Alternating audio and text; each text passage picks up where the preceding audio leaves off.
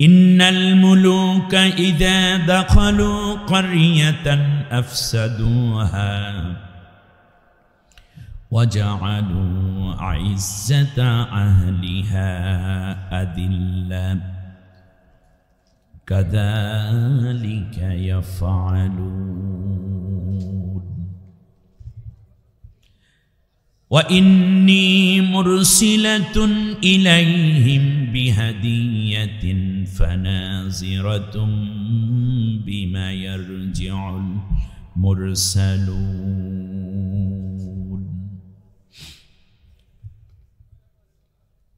فلما جاء سليمان قال أتمدونني بمال فما آتاني الله خير مما آتاكم بل أنتم بهديتكم تفرحون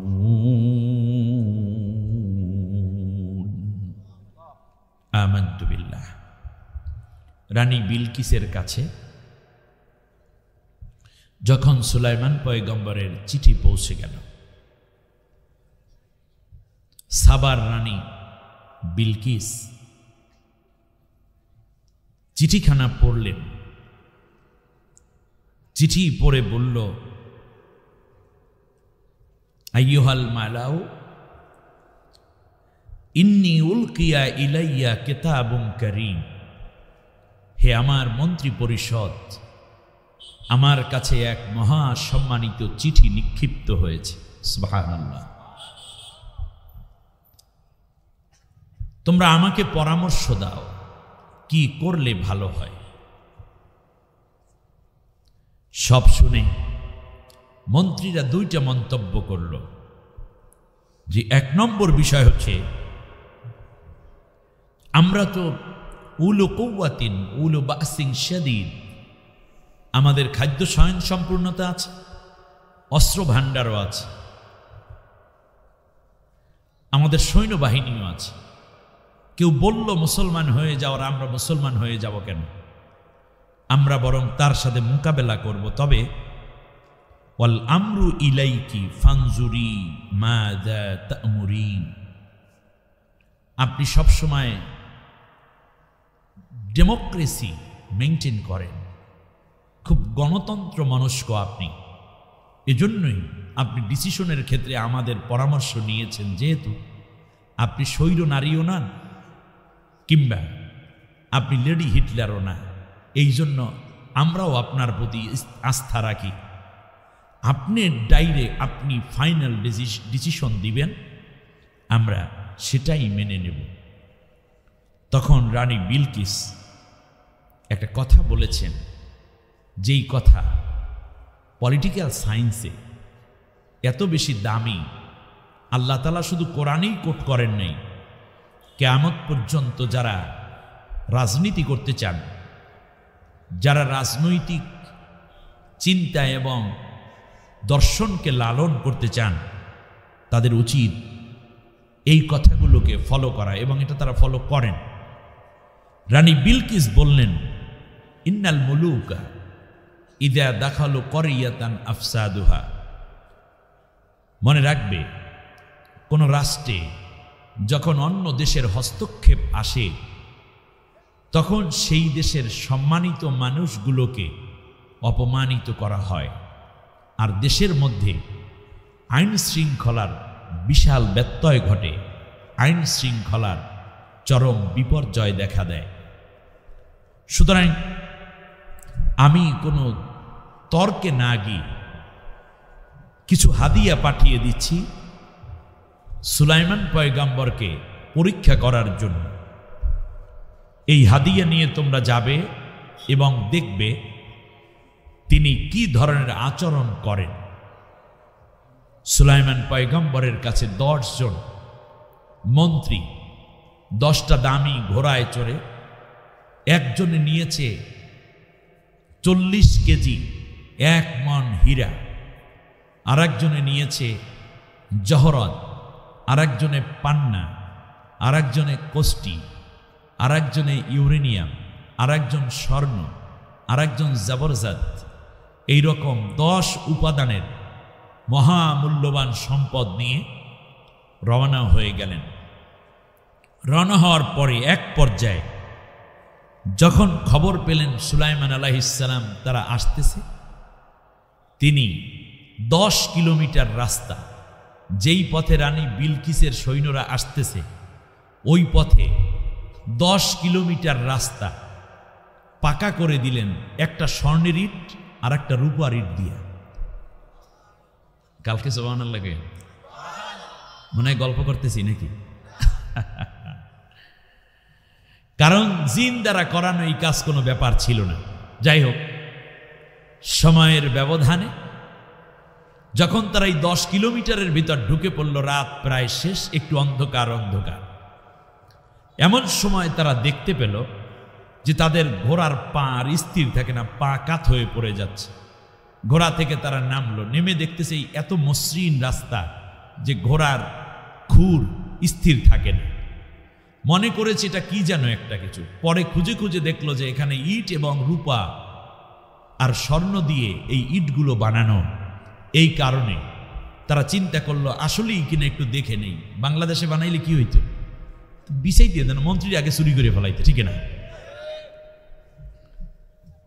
সুলাইমান পয়গম্বরের কাছে যখন হাজির হলো, সুলাইমান আলাইহিস সালামকে চিন্তা করলো, ভাবছে যে হ্যাঁ, একে হাদিয়া দিয়ে ক্রয় করা যায়। সুলাইমান আলাইহিস সালাম তাদেরকে বলল, আতুমাদ্দুনানি বিমালিন, তোমরা কি দুনিয়ার সম্পদ দিয়ে আমাকে মনতুষ্ট করতে চাও? আসলে দুনিয়ার সম্পদের প্রতি আমি আকৃষ্ট নই।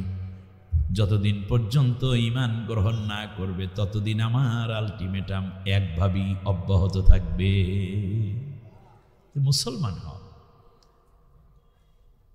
যেই ব্যক্তি হীরা নিয়ে এসেছে তাকে নিয়ে গেলেন হীরার গোডাউনে, দরজা খুলে দিয়ে বললেন, এইটা 20 মাইল লম্বা, 1 মাইল গভীর, 5 মাইল উঁচু, পুরা প্রোটেক্টেড করা একটা এই যে গোডাউন, পুরাটা ভরা হীরকখণ্ড, হীরা আর হীরা। যত ইচ্ছা তোমরা নিয়ে যাও, 1 বিন্দু হীরাও আমার এই দরবারে তোমাদের দেওয়ার দরকার নাই। আল্লাহ রব্বুল আলামিন আমাকে গোটা দুনিয়া দিয়েছে। সুবহানাল্লাহ। সুতরাং আতানি আল্লাহু খায়রুম মিম্মা আতাকুম, তোমরা যা আমাকে দিবে তার চেয়ে আল্লাহ আমাকে অনেক বেশি দিয়েছেন। সুবহানাল্লাহ বলেন। সুতরাং ইরজিউ ইলাইহিম, এটা নিয়ে তোমরা চলে যাও। বাল আনতুম বিহাদিয়াতিকুম তাফরাহুন, তোমাদের হাদিয়া নিয়ে তোমরা বসে থাকো। মহিলা খুব পাকনা, কারণ দেখতেছে বিসমিল্লাহ দিয়ে চিঠি শুরু করছে, ওয়াইন্নাহু মিন সুলাইমানা ওয়াইন্নাহু, আল্লাহর কথা কয়, ওয়াইন্নাহু বিসমিল্লাহির রহমানির রহিম, সূরা নামলের কথা বলছিলাম। তো হুজুর হুজুর মনে হচ্ছে নবী, অতএব উনি যদি এক আল্লাহর জন্যই দাওয়াত দেন তাহলে কোনো হাদিয়াটা দিয়ে দিয়ে কেনা যাবে না। মহিলা এটা পরীক্ষা করছে। মহিলার নাম ছিল কি? বিলকিস, সাবার রানী। রাজধানীর নাম মাআরিফ, যেমন দেশের নাম বাংলাদেশ, রাজধানীর নাম ঢাকা। পোলাপাইনে বলে ঢাকা না দিল্লি, কোনটা হবে? দিল্লি না ঢাকা? আমার ভাইয়েরা, রানী বিলকিস হুজুরের টেস্ট করতেছে। যদি সত্যিকার দায়ী ইলাল্লাহ হয়, যদি সত্যিকার নবী হয়, তাহলে হাদিয়া দিয়া তারে থামান যাইবে না। আর যদি 2 নম্বর মতলববাজ হুজুর হয়, তাহলে মালপানি দিলে আস্তে করে চুপ হইয়া যাইবে। আমাদের দেশের মহিলাও কম টেস্ট করে নাই হুজুরদেরকে। যেই হুজুর চেতাচেতি করছে তারই মাল ধরাই দিছে, গাঠি পাঠাই দিয়েছে, খাম পাঠাই দিয়েছে, বাস হুজুর কুল্লু খালাস। আস্তে করিয়া জিকির আজগারের দিকে মোতাবাজ্জা হয়ে গেছে, আর বিরোধিতা করে নাই।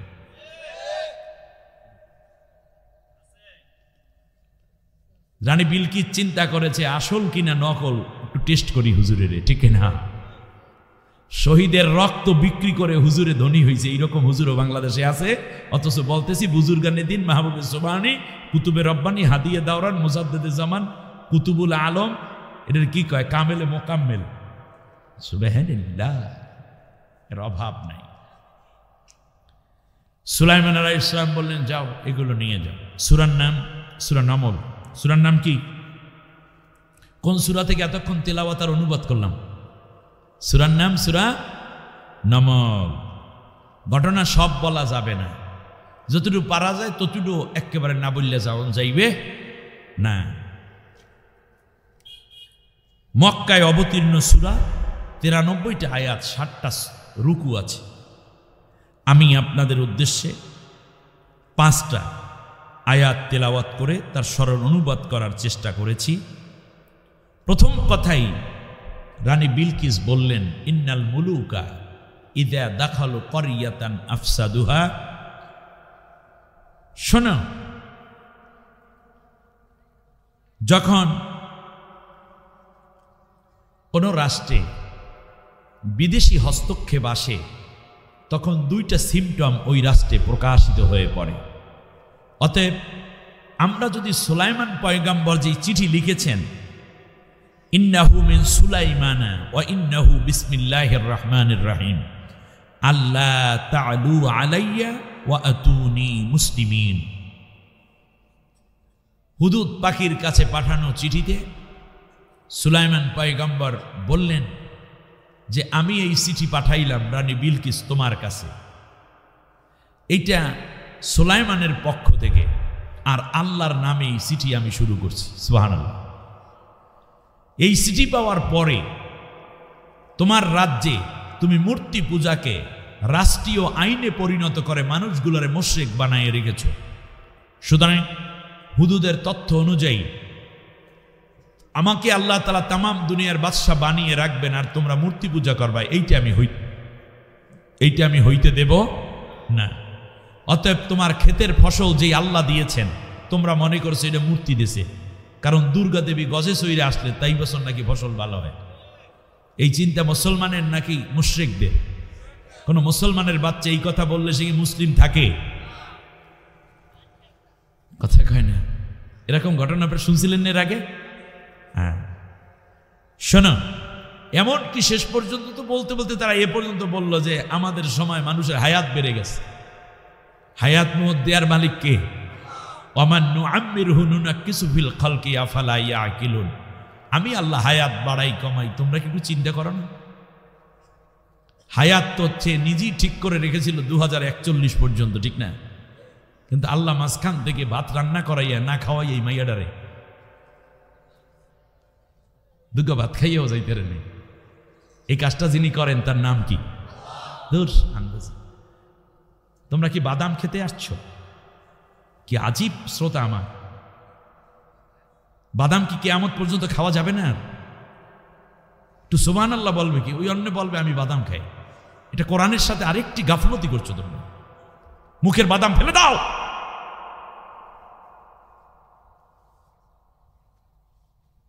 আমার এই প্রোগ্রামটা লাইভ হচ্ছে, আমি দুঃখিত। এগুলো যদি রেখে দেয় এরা, এই যে এই চোখগুলো আমাদের চেয়ে কোটিগুণ পাওয়ার বেশি, তাহলে খবর আছে। জামাল মাওলানা বাদামের বিরোধী শক্তির উত্থান ঘটাইছে। কাঁচা বাদাম, দাদা কাঁচা বাদাম, কাম শেষ, ঠিক কিনা? শ্রোতা মানে আসে নাই মাসুম ভাই, 20 বছর হয়েছে, মান আসে না, ডিসকোয়ালিফাইড ম্যাক্সিমাম। ভাগ্য ভালো চীনা বাদাম ওলা গাঠি লই এখানে ঢোকে নাই, মাঝে মাঝে মাহফিলের ভিতরে ঢুকে পড়ে।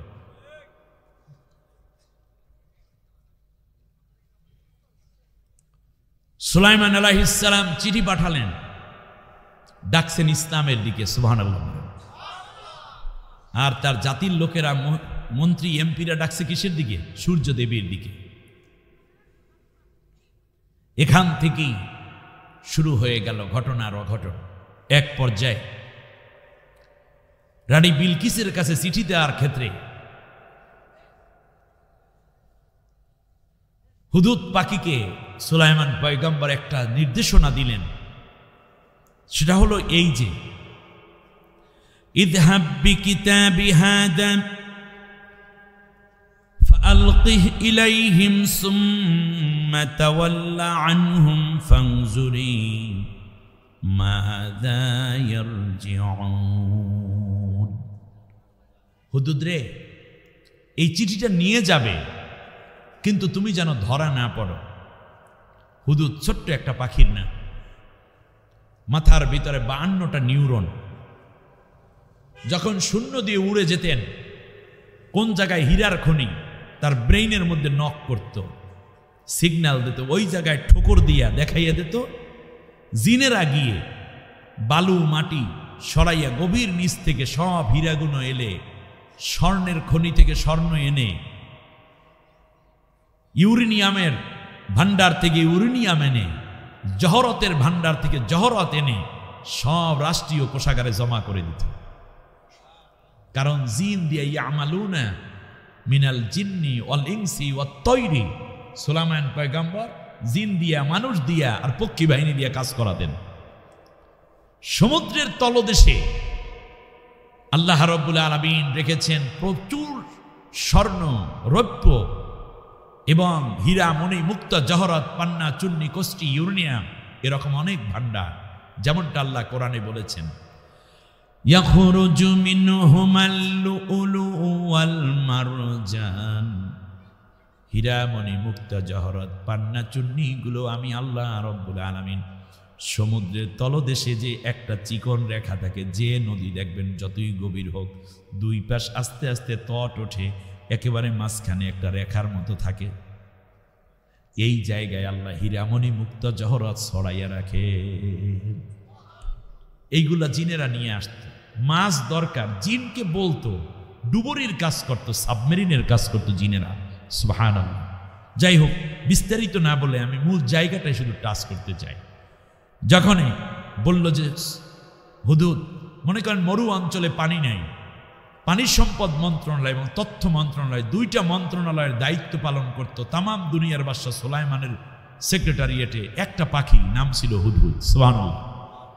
এই হুদহুদ পাখি শেষ পর্যন্ত যখন এই রানী বিলকিসের রাষ্ট্রের খবর দিলেন, তখন হুদহুদ এর কাছে চিঠি লিখে বললেন, হুদহুদ, তোমাকে যেন আবার ধরে না ফেলে, তাহলে তুমি চিঠিটা তাদের সামনে ফেলে দিবে, তারপরে যা করার তারা করবে। সকালবেলা রানী বিলকিস তার প্রায় 30-40 জন মন্ত্রী এবং অনুগতদেরকে নিয়ে রওনা করেছে সূর্য দেবীর পূজা করতে। কারণ তাদের কনসেপ্ট ছিল এই যে মাছ, ফসল, গোলা ভরা ধান, গাভীর বাটে দুধ, গোয়াল ভরা গরু, এ সব কিছু যা আসে, এগুলো সব আসে সূর্য দেবীর বদৌলতে।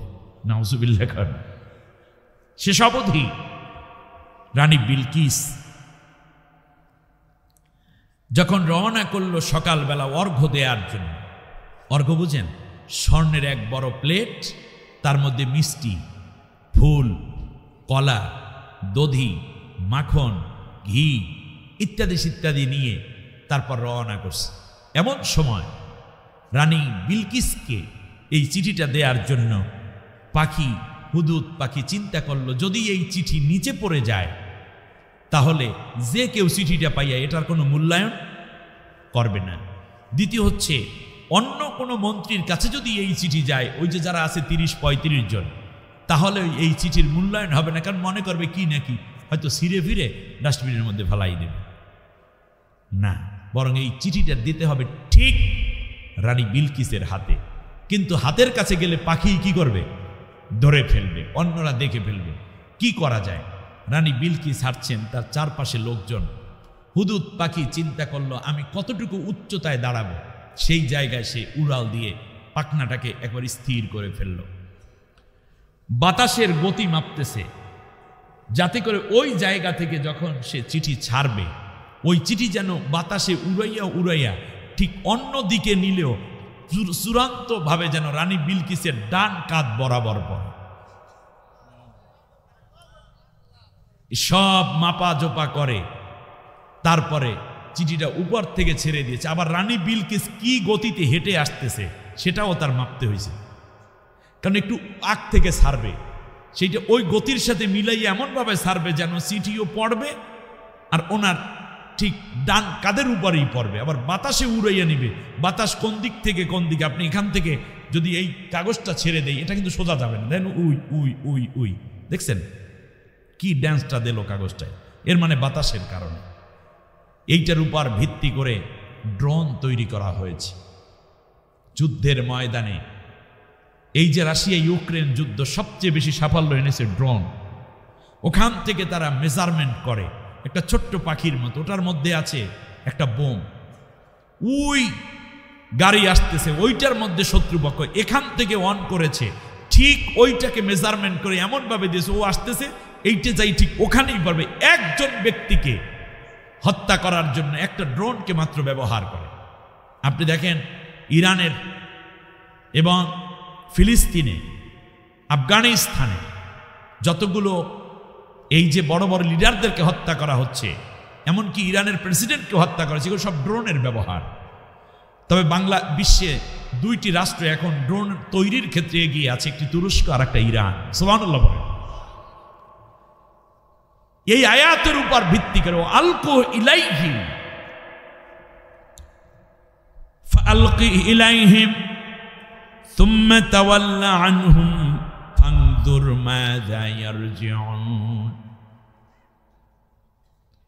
ধরা নিজে পড়া যাবে না, কিন্তু দূর থেকে যেইটুকু চাও সেইটুকু কাজও আদায় করতে হবে। এই রকম মেজারমেন্ট যেই অস্ত্রের আছে, যেই যন্ত্রের আছে, তার নাম ড্রোন। এই আয়াত থেকে ড্রোন তৈরি হলো। মুসলমানরা গবেষণা করে এই ড্রোনটা আবিষ্কার করলো। বিশ্বের দুইটি মুসলিম কান্ট্রিতে ড্রোন আছে মজবুত। শোনেন, শাহেদ, হানজালা, কি নামগুলো দেশে কি। চিঠি পাওয়ার পরে রানী বিলকিস বলল, রানী বিলকিস চিঠিটা পাওয়ার সাথে সাথে মাত্র দুইটা আয়াত দুইটা কি, ইন্নাহু মিন সুলাইমান, এই চিঠিটা সুলাইমানের পক্ষ থেকে, ওয়া ইন্নাহু বিসমিল্লাহির রহমানির রহিম, আর এই চিঠি আমি শুরু করছি পরম করুণাময় অতীব দয়ালু আল্লাহর নামে। এ গেল একটা লাইন।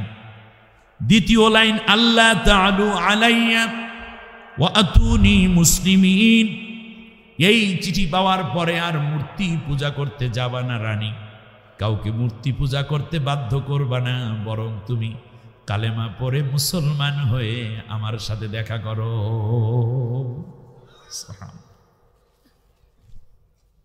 আমাদের দেশের রানীরা মূর্তি বানায়, আর সুলাইমান পয়গম্বর মূর্তি থামায়। সব নবীগণ ছিলেন মূর্তির বিরুদ্ধে।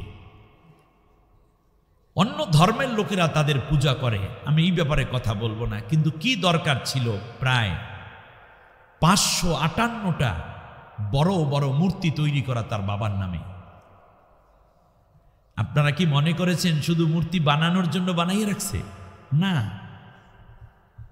ভালো করে কথা নিন। আমার সব কথাও যদি ভুলে যান, এই কথাটা মনে রাখবেন। বিশেষ করে ওই নৌকার পাট্টির লোক যারা আছেন তারাও শুনুন, আল্লাহ কত নেয়ামত দিয়েছে এই জালেমকে পরাজয়ের মাধ্যমে। আমার দেশের প্রাইমারি স্কুলগুলো, হাই স্কুলের বইয়ের মধ্যে মূর্তির বহুত গুণগান দিয়েছে, ঠিক না?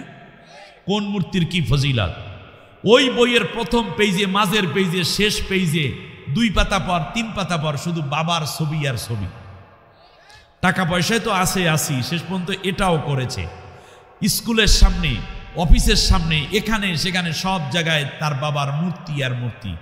এই হাজার হাজার কোটি টাকা খরচ করেছে শুধুমাত্র দেখানোর জন্য না, আস্তে আস্তে করে এমন একটি প্রজন্ম তৈরি হতো।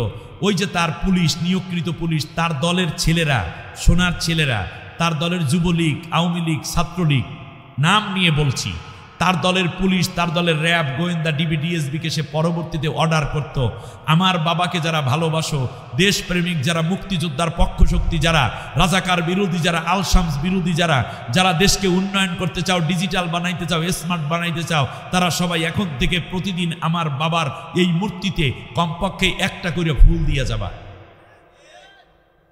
যারাই এই কাজটা করতো না তারা হয়তো স্বাধীনতা বিরোধী, দেশ বিরোধী, শেখ মুজিব বিরোধী, আওয়ামী লীগ বিরোধী, এমনকি দেশের সবচেয়ে বড় স্বৈরশাসক, স্বৈরাচার, দেশদ্রোহী। শেষকালে এদেরকে অপবাদ দেয়া হতো, এরা হচ্ছে দেশদ্রোহী, এরা হইল রাজাকার, এরা হইল উন্নয়ন বিরোধী, সুতরাং এদের চাকরি নট করো, এদের স্কুলের ভর্তি বাতিল করো, এদেরকে কোনোদিন চাকরি দেওয়া যাবে না। এমনকি ভয় হয় না জানি মসজিদের ইমাম সাহেবকে দিয়ে এই কাম করাইতে। তার কারণ একদিকে ভাগ করাইতো এই দেশের স্বাধীনতার পক্ষ শক্তি মানে আর বাবার মূর্তি যারা পূজা করবে, আর বিপক্ষ শক্তি মানে যারা মূর্তি পূজা করবে না। আল্লাহ রাব্বুল আলামিন দেখলেন প্রাইমারি স্কুলে পড়ুয়া, হাই স্কুলে পড়ুয়া, কলেজ ইউনিভার্সিটিতে পড়ুয়া আমার কোটি কোটি নেককার বান্দা বান্দি আছে যারা চাকরি করে কিংবা তারা বিভিন্ন দায়িত্ব পালন করে, কিন্তু আস্তে আস্তে তো এদেরকে মোশরেক বানাই ফেলাইবে। অতএব মোশরেক বানানোর আগেই কমপক্ষে তোর পরাজয়টা নিশ্চিত করে দেই, যাতে করে আমার কোটি কোটি নেককার বান্দা বান্দি যেন মোশরেক হতে না পারে। আওয়ামী লীগ যারা করেন সিজদায় পড়ে 100 বার সুবহান রাব্বিয়াল আলা পড়া উচিত। তার কারণ একটা বড় রকমের শিরক থেকে এই আন্দোলন আপনাদেরকে পরাজয় করানোর মাধ্যমে বড় মুশরিকের নেতৃত্ব দানকারী ভারতের 5টা গোলাম দালালটাকে খেদাই দেওয়ার মাধ্যমে আমার দেশের ঈমান রক্ষার বড় একটি দলিল হিসাবে, আস্থা হিসাবে, উৎস হিসাবে বিজয় কাজ করেছে।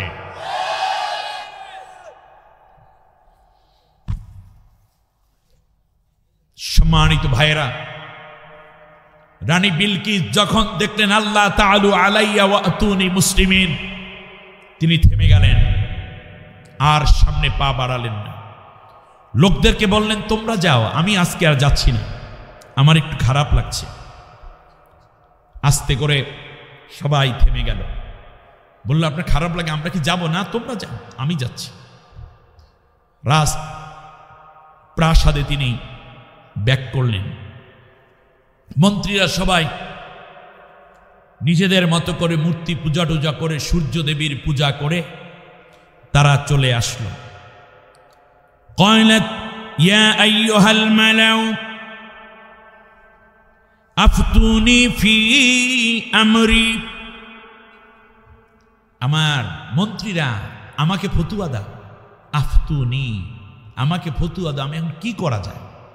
তার কারণ ইন্নী উলকিয়া ইলাইয়া কিতাবুন কারীম, আমার কাছে এক মহা সম্মানিত চিঠি আছে। সুবহানাল্লাহ। কিতাবুন কারীম মানে কি? এক সম্মানিত চিঠি।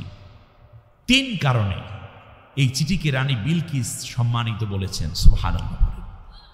1 নম্বর কারণ,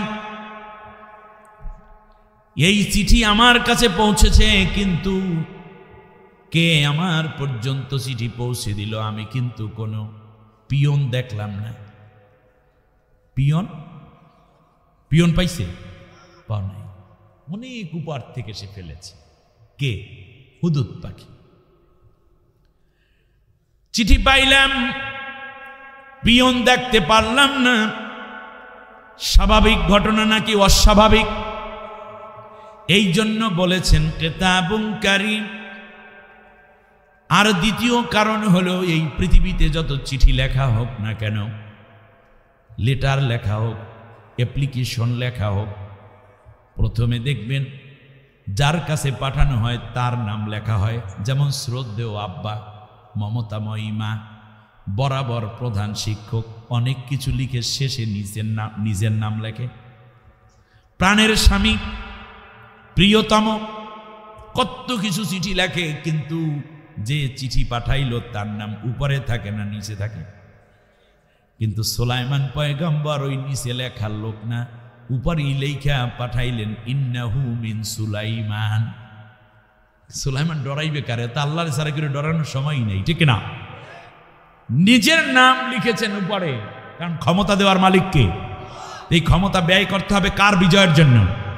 এখন যে সময়টুকু এসছে, এই সময়টুকুকে আল্লাহর কোরআনের বিজয়ের জন্য কাজ করতে হবে, ঠিক না বলেন?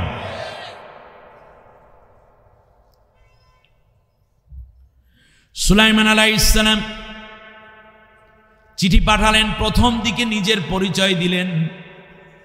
এই কারণেই এই চিঠিটা একটু ব্যতিক্রম ধর্মী, এই জন্য কিতাবুন কারীম। এটা বেটার আসেন ইসলাম গ্রহণ করি, বহুত ফায়দা হবে, এইভাবে লেখছে নাকি? এইগুলোর সময় সুলাইমানের নাই। সুলাইমান লাগবে ওয়া আতুনি মুসলিমিন, আই পারেন আমার কাছে, এত কথাবার্তা কে? কথাটা বুঝতে পারছেন কিনা? আমরা নাম দিচ্ছি আমির। আলহামদুলিল্লাহ, আমির শব্দের অর্থ কি? আমির মানে যে আমর করে, অর্ডার দাতা। আর যে অর্ডার মানে তাকে বলে মামুর, যে হুকুম মেনে নেয়। তা আমরা যদি বলি আসেন ভাই মাহফিলে বহুত ফায়দা হবে, এটা কি অর্ডার হইল? অর্ডার হইল সব মাহফিলে ঢুকে পড়েন। বাইরে আসে মানে 3 জন পুলিশ দাঁড়ান, এখানে কি করো? একটারে ঠিকমতো একটা পিট্টি দিয়েছে, সব গুড়গুড় করে মাহফিলে ঢুকে পড়ছে। এই নামাজের ওয়াক্ত যাচ্ছে, তুমি কোথায়? ঢোকো মসজিদে। কোনো বাইরে লোক নাই, সব মসজিদে ঢুকে পড়ছে। 2 দিন 5 দিন নামাজ পড়ার পর নামাজের জন্য মহব্বত তৈরি হয়েছে। আসেন ভাই নামাজ পড়ি, বহুত ফায়দা হবে, এটা কি অর্ডার হইল? আমির মানে সে কি করবে? এখানে টিওনো আমির, ডিসি আমির, এখানে ওসি আমির, মেম্বার আমির, চেয়ারম্যান আমির। যে অর্ডার করার যোগ্যতা রাখে তাকে বলে আমির। আল্লাহ তাআলা বলছেন তোমরা এমন জায়গা দখল করো যেই জায়গায় অর্ডার করা যায়। ইয়ামুরুনা বিল মারুফ ওয়া ইয়ানহাউনা আনিল মুনকার। ভালো কাজের অর্ডার করবে, খারাপ সব বন্ধ করে দিবে। সুবহানাল্লাহ।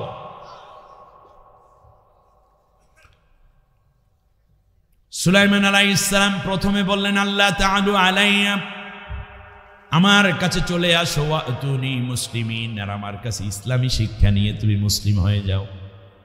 দ্বিতীয়বারে বললেন বিসমিল্লাহির রহমানির রহিম। তাই প্রথমে আসলো, চিঠি আছে পিয়ন নাই, এইটা আশ্চর্য। দ্বিতীয় হচ্ছে প্রথমেই বেটায় নিজের নাম লেখে, এটাও একটা আশ্চর্য ঘটনা। আর তৃতীয় আশ্চর্য ঘটনা হলো এই চিঠির মধ্যে আল্লাহ রব্বুল আলামিনের নাম আছে। রানী বিলকিস জানে যে এই মানুষগুলোর কাছে আল্লাহর পরিচয়, আল্লাহর পরিচিতি আছে। এই মানুষগুলোকে কোনোদিন কোনো অস্ত্র দিয়ে, মন্ত্র দিয়ে বিরত রাখা যায় না, এরা বিজয় হবেই হবে। আপনারা বলতে পারেন হুজুর, রানী বিলকিস যায় মূর্তি পূজা করতে, সে ওর আল্লাহ বোঝে কেমনে? আচ্ছা, রাসূল সাল্লাল্লাহু আলাইহি ওয়াসাল্লামের বাবার নাম কি? হ্যাঁ, আব্দুল্লাহ। এখানে আল্লাহ আছে বলে মনে হয় নামের মধ্যে, নাকি? যারা বাংলা বোঝেন, আরবি বোঝেন না, তাদেরকে বলে আব্দুল্লাহ মানে কি? আল্লাহর বান্দা। তাহলে বোঝা যায় আব্দুল্লাহর নাম কে রেখেছে? আব্দুল্লাহর নাম রেখেছে হইল নবীর দাদায়, মানে আব্দুল্লাহর বাপে। আব্দুল্লাহর বাবার নাম কি? Abdul Muttalib. আব্দুল মুত্তালিব হইল কাবাঘরের চাবি রক্ষক। আর কাবাঘরের মধ্যে মূর্তি আছে কয়টা? 360টা। কিন্তু ছেলের নাম রাখে কি? আল্লাহর গোলাম। ওখানে আল্লাহ নামের কোনো মূর্তি ছিল না। তাহলে বোঝা যায় আব্দুল মুত্তালিবও আল্লাহকে চিনতেন। ওই আব্রাহা বাদশা যখন হামলা করেছে তখন এই চাবিটা দরজার সাথে ঝুলাইয়ে বলছে, কাবার মালিক তুমি কাবা দেখে রেখো, আমি আর পারলাম না, কারণ আব্রাহার এত সৈন্যের মোকাবেলা আমার পক্ষে সম্ভব না। এই কথা বললে নিজে চলে গেছে। কিন্তু আপনি দেখেছেন, তাহলে বোঝা যায় ওই যে 360 মূর্তির উপরে তার আস্থা নাই। যদিও মূর্তির চাবি তার কাছে থাকে, কিন্তু মূর্তির উপরে কোনো আস্থা নাই। অনেক হিন্দু, বৌদ্ধ, খ্রিস্টিয়ান ভাইরে আছে যারা মূর্তি ঠিকই এই মোটামুটি পাহারা দেয়, ওই অর্ঘ টর্ঘ দেয়, কয়দিন পর তারা কয় যে এগুলো কিচ্ছু করতে পারে না, ভুয়া। এগুলো তারাই বোঝে। আবার অনেক, আমি সোশ্যাল মিডিয়ায় দেখবেন অনেক ধর্মগুরুরা বলে, আরে মিয়া নিজের খাবার নিজে রক্ষা করতে পারে না, সে আমারই কি রক্ষা করবে? এরকম সুন্দর সুন্দর কথা তাদের মধ্য থেকে আমরা শুনতেও পাই। অতএব অসারতা স্পষ্ট তুলে ধরে কোরআনে বহুত আয়াত আছে। এই যে আব্দুল্লাহ নামটা রাখলো, এর দ্বারা বোঝা যায় তারা আল্লাহকে বুঝতো কিন্তু আল্লাহকে মানতো না। কথা বুঝছেন কিনা? আমাদের সমাজে অনেক মুসলমান আছে, হজ করে, জাকাত দেয়, তাহাজ্জুদ পড়ে, নামাজ রোজা সব আছে, কিন্তু আল্লাহকে জানে, আল্লাহকে মানে না। আল্লাহকে মানা মানে আল্লাহর কোরআনের আইন মানা। জোরে বলেন, আল্লাহকে মানা মানে কি? আল্লাহর আইন মানা। অর্থাৎ আমরা আল্লাহকে মানি আল্লাহ হিসাবে, কিন্তু আল্লাহর আইন মানি না, কারণ আমরা আল্লাহর গোলামের জায়গায় দুর্বল হয়ে গেছি। এই গোলামিত্ব যদি শক্তিশালী করতে হয়, তাহলে আল্লাহর আইন দিয়ে দেশ পরিচালনার দায়িত্ব পালন করতে হবে। এই দায়িত্ব দিয়ে আল্লাহ আমাদেরকে পাঠিয়েছেন, ইন্নী জাইলুম ফিল আরদে খলিফা। আমার আগে মোহতারাম যে কথা বলছিলেন যে জমিনের বুকে গিয়ে তোমরা আমারই আইন বাস্তবায়ন করবে, এই দায়িত্ব দিয়ে আমি তোমাদেরকে দুনিয়ায় পাঠাইলাম। সুবহানাল্লাহ। আল্লাহ রাব্বুল আলামিনের এই বান্দি বলতেছেন, এখন তাহলে সে আল্লাহকে চিনল কেমনে? আল্লাহকে চেনার কারণ হলো এই যে রানী বিলকিসের যে বাবা ছিলেন, তিনি ছিলেন একজন এই মাআরিব সাবার প্রেসিডেন্ট ছিলেন এবং তিনি ছিলেন একজন আল্লাহওয়ালা মানুষ। তার মা ছিল একজন পরী। মা ছিল কি? পরী। আর বাবা ছিলেন একজন আল্লাহর ওলি মানুষ। পরীর সাথে মানুষের বিয়ে, সেই ঘরে জন্ম নিয়েছে রানী বিলকিস। এই জন্য কোমর থেকে নিচের দিক ছিল তার পরীর মতো মোটা মোটা পশমওয়ালা, আর উপরের দিকটা ছিল মানুষের মতো অপরূপায় এক সুন্দরী। সুবহানাল্লাহ বলেন। রানী বিলকিস বয়স তখন 18 বছর যখন এই চিঠি পেয়েছে। মতান্তরে 19 বছর, আর বেশি কেউ বলে নাই, কোনো মুফাসসির বলে নাই। নবযৌবনা, চঞ্চলা, বিদুষী, গুণবতী, খুব মেধাবিনী এক নারী। এমন অবস্থায় সে চিঠি পাইল। পাওয়ার পরে বলল, এক ইন্নী উলকিয়া ইলাইয়া কিতাবুন কারীম, আমার কাছে এক সম্মানিত চিঠি আছে। তা আল্লাহ কেমনে বুঝলো? তার কারণ রানী বিলকিস যেদিন ভূমিষ্ঠ হন তার মাত্র 5 বছরের মাথায় তার বাবা মারা যায়। বাবা মারা যাওয়ার পরে 7 বছর যখন তার বয়স, তখন এই 2 বছর দায়িত্ব পালন করে তার মা রাষ্ট্র পরিচালনার। তার কারণ তাদের সংবিধানে ছিল রাজা মারা গেলে রানী দেশ চালাবে, রানী না থাকলে তার সন্তানেরা চালাবে, এই ছিল তাদের সংবিধান। এখন ঘটনাক্রমে 5 বছরে বাবা মারা যাওয়ার পরে 2 বছর চালাইতে আছে রানী। রানী মানুষ না জিন? জিনের স্ত্রীলিঙ্গ হইল পরী। এই পরী চালায়। পরী তৈরি হয়েছে মাটি দিয়ে না আগুন দিয়ে? কথা বলেন না কেন? মানে জানেন, আগুন দিয়ে। জিন জাতি, নারী পুরুষ আছে, সব আগুনের তৈরি। আগুন দিয়ে তৈরি হওয়া। আচ্ছা বলেন, রাষ্ট্র হইল মানুষের, চালায় যদি আগুনের এক সত্তা, তাহলে কি ভালো চলবে না সব জায়গায় গরম গরম পড়বে? মানুষেরা বলতেছে যে তেলের দাম এত বাড়লো কেন? তেল খাবি মানে জম্মের মতো তেল ছাড়া রান্না করবো, লাগলে আমি রাইন্দে দেখাই দিব পানি দিয়ে কেমনে রান্না করে। খেয়াল করছেন? এরপরে আন্ডা ছাড়াও সংসার চলে, পিঁয়াজ ছাড়াও রান্না করা যায়। কাঁঠাল রানী। আরে ভাই, ভাগ্যটা ভালো, এখানে গরম দেখায় নাই, কিন্তু ভেতরে রয়েছে গরম। রানী বিলকিসের মার যখন জাতির লোকেরা একটু বেশি ডিস্টার্ব শুরু করলো, রানী আপনার স্বামী এত এত করতে, আপনি এরকম কেন? সাথে সাথে ধরলো যে আমার বিরোধিতা করার জন্য তোমরা এইটা করো, রাখো, জম্মের মতো দেব। ওর মাথাটা গরম। গরম যখন মাথা দেখাইছে, মানুষেরা কয়, আল্লাহ তোমরা এইটারে লইয়া যাও, না আমারে লইয়া, আমাদেরকে লইয়া যাও। তার কারণ এইরকম যদি দেশের শাসক হয় তাহলে সেই দেশে আমাদের শান্তি হবে না। একদিকে মহিলা, মহিলা তো মহিলা, এরপরও পথ মেজাজি মহিলা, মাথা গরম, কি খাইয়া মাথা গরম করে আল্লাহ জানে। ও আল্লাহ গো, এরে লইয়া যাও। এরপর রানী বিলকিস কমপক্ষে চিন্তা করছে, বিলকিসের মা যে যাক, কমপক্ষে মানুষেরা যেহেতু চায় না, আমি চলিয়া যাই, মেয়েটারে রাইখা তারপর চলিয়া গেছে। কিন্তু আমাদের দেশের বিলকিসেরা গেছে মাইয়া পোলা সব লইয়া, কিচ্ছু তুইয়া যায়নি। জটিল বিলকিস, ঠিক না বলেন? এটা কি বিলকিস? মারাত্মক বিলকিস। এক পর্যায়ে ঘটনা গেল উল্টাইয়া। ঘটনাক্রমে দায়িত্বভার পড়েছে যখন তার বয়স মাত্র 7 বছর, তখন দায়িত্বভার পড়েছে এই ছোট্ট রানী বিলকিসের উপরে। বিলকিসের মা নাই। এখন সংবিধান অনুযায়ী, নিয়ম অনুযায়ী এই দেশের দায়িত্ব পালন করবে কে? রানী বিলকিস। বয়স কয় বছর? 7 বছরের ছোট্ট বিলকিস আস্তে আস্তে করে, দেশটাকে কিচ্ছু বোঝে না, কিন্তু তাকে চেয়ারের মধ্যে বসাইয়া রাইখা চারপাশে যারা ছিল তারা ছিল মূর্তি পূজারী। তারা ছিল কি? না, আমার কথার জবাব দিতে হবে। তারা ছিল কি? মূর্তি পূজারী। বাবা ছিলেন আল্লাহর ওলি, মা ছিলেন পরী, আর চারিপাশে উপদেষ্টাগুলো কি? মূর্তি পূজারী। তাহলে মূর্তি পূজারীরা এই 7 বছরের শিশুটাকে আস্তে আস্তে বড় করতে করতে করতে শেষ পর্যন্ত পূজারী বানাইয়েই ছাড়ছে। কিন্তু যখন কোনো মুসলিম সন্তান জন্ম নেয়, তখন জন্মের পরই আপনারা জানেন ডান কানে আজান দেয়। এই আজান শুধুমাত্র আমাদের সময় থেকে না, একেবারে সৃষ্টির শুরু থেকেই শুরু হয়েছে। আর বাম কানে একামত দেয়। আপনারা জানেন কিনা? রানী বিলকিস যখন ভূমিষ্ঠ হয়েছেন তখন তার নিজের বাবাই তার ডান কানে আজান দিয়েছেন, আল্লাহু আকবার, আল্লাহু আকবার। বাম কানে একামত দিয়েছেন, আল্লাহু আকবার, আল্লাহু আকবার। রানী বিলকিস কেমনে আল্লাহকে চেনে একটু খেয়াল করেন। ঠিক তার পাশাপাশি ছোট্ট বাচ্চারা যখন কান্নাকাটা করে তখন বাবা মা দাদা দাদি চাচা খালা খালু এরা কাছে যারা থাকে তারা দেখবেন কোলের মধ্যে নিয়ে ঘরের একটু বাইরে চলে যায় না? রাতের বেলায় কান্না করে বাইরে যায়। রানী বিলকিস জিজ্ঞেস করে, আব্বু ওই যে আকাশে ওইটা দেখা যায় ওইটার নাম কি? সাথে সাথে বাবা জবাব দেয়, ওইটার নাম চাঁদ। বলে, আব্বু কত সুন্দর চাঁদ, কে বানাইছে, কে দিল এই চাঁদটা? আস্তে করে রানী বিলকিসের বাবা বলে দিয়েছেন, এইটা বানিয়েছে আল্লাহ রব্বুল আলামিন। এই চাঁদ যিনি সৃষ্টি করেছেন আমাদের জন্য তার নাম আল্লাহ।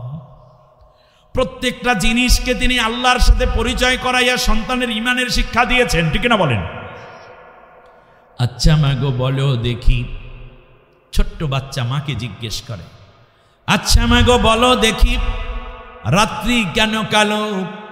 সূর্যি মামা কোথা হতে পেল এত আলো? ফুলগুলো সব নানান রঙের কেমন করে হয়? পাতাগুলো সবুজ কেন ফুলের মতো নয়? দুধ কেন মা এমন সাদা, মরিচ কেন ঝাল? আমগুলো সব পাকলে পরে কেমনে বা হয় লাল? পশু পাখি কয় না কথা, মানুষ কেন কয়? বলো বলো এসব মাগো কেমন করে হয়? মা হেসে কন সোনার খোকন, আছেন রহমান, যা কিছু সব তিনি করেন সবই তাহার দান। সুবহানাল্লাহ। আল্লাহর সাথে ইন্ট্রোডিউস করাচ্ছেন রানী বিলকিসের বাবা। ওই বাপ মারা যাওয়ার পরে আপনারা জানেন বিশ্বের হার্ট স্পেশালিস্ট ডাক্তারের নাম ডাক্তার উইলিয়াম কেরি। 52 বছর পর্যন্ত তিনি ওপেন হার্ট সার্জারি করার মানুষ এবং বিশ্বের সর্বপ্রথম তিনি বাইপাস অপারেশন শুরু করেন। তিনি একটা গবেষণা করে দেখেছেন what is the difference between Muslims heart and another religious heart. মুসলমানদের হার্ট আর অন্যান্যদের হার্টের মধ্যে পার্থক্য অন্য ধর্মাবলম্বীদের। তিনি গবেষণা করে দেখেছেন মুসলমানদের হার্টের উপরে আরবিতে লেখা আল্লাহু শব্দটা স্পষ্ট রয়েছে। অপারেশন থিয়েটারে একসাথে তিনি 10 জন রোগী ঢুকিয়েছেন, ডানপন্থী, বামপন্থী, রামপন্থী, ইয়াহুদি, খ্রিস্টিয়ান, মুসলিম, বৌদ্ধ, আস্তিক, নাস্তিক, যৌন, এরকম অনেক যা 10 জন স্পষ্ট রোগীকে ঢুকায়া হার্ট বরাবরে তিনি দামি ক্যামেরা সেট আপ দিলেন। সবগুলোর থেকে তার নিয়ে 10টা মনিটরে তিনি দেখতেছেন হার্টগুলো কি অবস্থা। এক পর্যায়ে তিনি বললেন যে তোমরা সবাই তোমাদের প্রভুদেরকে ডাকো, যারকে তোমার তো এখন অপারেশন বাঁচতে পারো, মরতেও পারো, অ্যাট লাস্ট তুমি তাদেরকে তোমার রবকে একটু ডাকো, তোমার প্রভুকে, তোমার লর্ডকে ডাকো। খ্রিস্টিয়ান ডাকছে ও মাই লর্ড হেল্প মি, আবার বৌদ্ধরা ডাকছে, কেউ বলছে এলি লামা সাবাক্তানি, ইত্যাদি ইত্যাদি বলতেছে কোনো হার্টে নড়াচড়া নাই। যখন মুসলমান বলল আল্লাহ আমার জীবনের শেষ মুহূর্ত, আমার 2টা বাচ্চা আছে ছোট ছোট, আল্লাহ অপারেশন থেকে তুমি আমারে বাঁচাই দিলে, আমি হজ করতে যাব, মালিক আমার অপারেশন হবে, তুমি আমাকে সাহায্য করো, আমি যেন সুস্থ হয়ে যাই। দেখতেছে হার্ট কাঁপতেছে, মনে হয় যেন তাদের কম্পিউটার স্ক্রিন ফেটে যাবে, এত জোরে জোরে কাঁপতেছে। ডাক্তার উইলিয়াম কেরি চিন্তা করলেন এই কথা কি কোরআনে কোথাও আছে? তিনি আল্লাহর আয়াত তার চোখে পড়ে গেল। আল্লাহ রাব্বুল আলামিন বলেন ইন্নামাল মুমিনুনাল্লাযীনা ইযা যুকিরাল্লাহু ওয়াজিলাত কুলুবুহুম ওয়া ইযা তুলিয়াত আলাইহিম আয়াতুহু যাদাতুহুম ঈমানাও ওয়া আলা রাব্বিহিম ইয়াতাওয়াক্কালুন। আল্লাহ রাব্বুল আলামিন বলেন নির্ভেজাল মোমেন, খাঁটি মোমেন, 1 নম্বর মোমেন হইল সাচ্চা মোমেন তারা, যখন তাদের সামনে আমি আল্লাহর নাম উচ্চারিত হয় তখন তাদের কলবটা তাদের হাড়টা থরথর করে কাঁপতে থাকে, ওয়াজিলাত হয়ে যায়, গলে যায় মোমের মতো। আর যখন তাদের সামনে আমি আল্লাহর কোরআনের আয়াত তিলাওয়াত করা হয়, সাথে সাথে তাদের ঈমানটা বৃদ্ধি হয়ে যায়। ঈমান বৃদ্ধির ঔষধ কি? হুজুরের লেখা কিতাব, কথা বলে না, মুরব্বির লেখা বই, কোন কিতাব? ঈমান বাড়ার ঔষধের নাম কি? ঈমান আনার কিতাবের নাম কি? তাও কোরআন। আল্লাহ রাব্বুল আলামিন বলেন, মা কুনতা তাদরি মাল কিতাবু ওয়ালাল ঈমান ওয়ালাকিন জাআলনাহু নূরান নাহদি বিহি মান নাশা। নবী গো, তুমি জানতে না ঈমান কাকে বলে, কিতাব কাকে বলে। এই জন্য আল্লাহর নবীর উপরে যতদিন কোরআন নাজিল হয় নাই ততদিন নবী ঈমানের কোনো দাওয়াত দেন নাই। 40 বছরের আগে নবী ঈমানের দাওয়াত দিছে, নামাজের দাওয়াত দিছে, আল্লাহর দাওয়াত দিছে? কিচ্ছু দেয়নি। তার কারণ ঈমানের দাওয়াত দেওয়ার কিতাবের নাম কি? কোরআন দিয়ে যদি ঈমানের দাওয়াত দেওয়া হয় সেইটা হচ্ছে ঈমানের সহি দাওয়াত। এর বাইরে যে কোনো কিতাব দিয়ে দেওয়া হোক, ওইটা আপনি ওই কিতাব শুনে যদি ঈমান আনেন, ওটা ভেজাল্লে ঈমান থাকবে, ওই ঈমান আল্লাহ পর্যন্ত যায় না। ওটা হয়তো বা বুজুর্গ ঈমানদার বা পিসাব আমাদের মতো বক্তা টক্তা আছে যারা মুরব্বি টুরব্বি, এই পর্যন্ত ঈমান যায়। ওই ঈমান যদি আল্লাহর পর্যন্ত পৌঁছাতে হয় তাহলে আল্লাহর কিতাব দিয়ে ঈমান শেখাতে হবে। শুধু তাই না, আল্লাহ তাআলা তো আরো জটিল কথা বলেছেন, ওয়াজাদাকা দাল্লান ফাহাদা। তুমি জানতে না রাসূল হেদায়েত কোনটা? আমি আল্লাহ রাব্বুল আলামিন কোরআন নাজিল করে হেদায়েত শিখিয়েছি তোমাকে। সুবহানাল্লাহ পড়বেন না? এমন কি আল্লাহ রাব্বুল আলামিন এজন্য কোরআনকে বলেছেন হাদা হুদা ওয়া রাহমাতা ওয়া বুশরা লিল মুসলিমিন। এই কোরআনই হচ্ছে হেদায়েত, কোরআন হচ্ছে রহমত, আর মুসলমানদের জন্য জান্নাতের সুসংবাদ। সুবহানাল্লাহ। আমার জাতির লোকেরা এই কোরআনটাকে ছেড়ে দিয়েছে, অন্য কিতাবকে হেদায়েতের কিতাব বানিয়েছে। নবীর আদর্শ ছেড়ে দিয়ে অন্য লোককে নিজের হেদায়েতের উৎস এবং নেতৃত্বের জায়গায় বসানোর কারণে মুসলমান জাতি আর চরম দুর্দিনের মধ্যে আছে। আগামীতে এই ভুল আর আমরা করব না।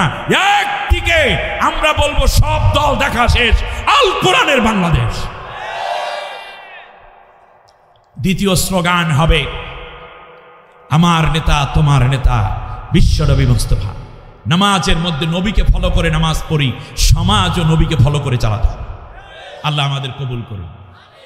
তাহলে বোঝা যায় যখন আল্লাহর নাম উচ্চারিত হয় মোমেনের, তখন ওই যে প্রথমে নাকি কানের মধ্যে আজান শুনছিল, তখন ওই আল্লাহু আকবারের আল্লাহু শব্দটা ওই কচি কান ভেদ করে হার্টের মধ্যে লেগে যায়। মানুষটা বড় হতে থাকে, জীবনে অনেক গুনাহ করতে পারে, আল্লাহকে ভুলে যেতে পারে, নামাজ ছেড়ে দিতে পারে, কিন্তু যখনই সে আল্লাহর নাম শোনে আবার চোখ দিয়ে পানি ঝরা শুরু হয়ে যায়।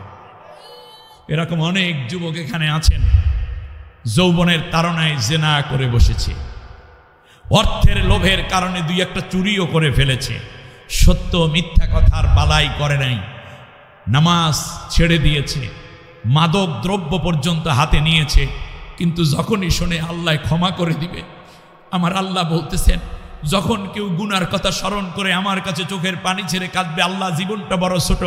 যুবক, তুমি মাঝে মাঝে কবরস্থানে যাও, বসে একটু চিন্তা করো, চক্ষু বন্ধ করো, তুমি দেখবে তোমার চারপাশে তোমার বয়সে কিংবা তোমার থেকে কম বয়সীও বহু লাশ এই কবরের মধ্যে শুয়ে আছে। সুতরাং যুবক, তুমি ফিরে আসো। যখন কোনো মহাপাপীও নিজের গুনার কথা মনে করে চোখের পানি ছেড়ে দেয়, যখন তার কলিজাটার মধ্যে, তার হার্টের মধ্যে আল্লাহ আল্লাহর জিকির এবং আল্লাহর ভয় সৃষ্টি হয়ে যায়, আমার আল্লাহ রব্বুল আলামিন বলেন তখন আমি তোর গুনাহগুলো মাফ করে দিই। শুধু গুনাহ মাফ করি না, ওয়ায়ুবাদদিলুল্লাহু সাইয়্যাতিহিম হাসানাত, তোমার ওই গুনার জায়গাগুলো আমি আল্লাহ রব্বুল আলামিন নেকি দিয়ে ভরপুর করে দেই। তাহলে তুমি একটা গুনাহ মুছে আমি একটা নেকি লিখি না, তার কারণ মান জাআ বিল হাসানাতি ফালাহু আশরু আমসালিহা, একটা গুনাহ কাটতে আমি আল্লাহ 10 গুণ নেকি বাড়াইয়ে দিই। সুবহানাল্লাহ বলেন। এরপরেও কি তুমি আল্লাহর দিকে আসবে না যুবক? রানী বিলকিসের ওই যে আল্লাহু আকবার ধ্বনি হার্ডি গিয়া লাইগা রইছে, মাঝখানে মূর্তি পূজারীরা যখন উপদেষ্টা হয়ে গেছে, মূর্তি পূজারীদের সাথে যখন খাতিল পাতাই দিয়েছে, তখন এই বুজানে বারবার মূর্তিওয়ালাদের দিকে দৌড়াইছিল, মূর্তি পূজা শুরু করছে। যখনই ওই চিঠির মধ্যে আল্লাহ পড়েছে, সাথে সাথে অজিলাত কুলুবুহুম, তার অন্তর কাঁপা শুরু হয়ে গেছে। গোপনে গোপনে রানী বিলকিস সুলাইমান পয়গম্বরের আস্তে করে অনুসারী হওয়ার নিয়ত করে ফেলেছে। কিন্তু ডাইরেক্ট যদি চলে যায় তাহলে দেশের আর কেউ যাবে না, ওনারা একলা তারাই দেবে। এই জন্য মাঝখানে কিছু কৌশল অবলম্বন করলো যে আমি একা মুসলিম হব না, পুরা সাবার দেশের সবাইকে আমি মুসলমান বানাই নেব। সুবহানাল্লাহ পড়ে। তাহলে একজন রানী যদি চায় গোটা দেশকে ইসলামী বানাতে পারে, আর রানী যদি চায় পুরো দেশকে মুশরিকের করদ-রাজ্যে পরিণত করতে পারে। এজন্য আল্লাহর নবীর একটি হাদিস উপস্থাপনা আমি মনে করি খুবই প্রণিধানযোগ্য হবে। রাসূল সাল্লাল্লাহু আলাইহি ওয়াসাল্লাম বলেছেন, আন সাওবানা মাওলা রাসূলিল্লাহ সাল্লাল্লাহু আলাইহি ওয়াসাল্লাম قال قال رسول الله صلى الله عليه وسلم لا تقوم الساعة حتى تلحق قبائل من أمتي بالمشركين وحتى يعبدون الأصنام।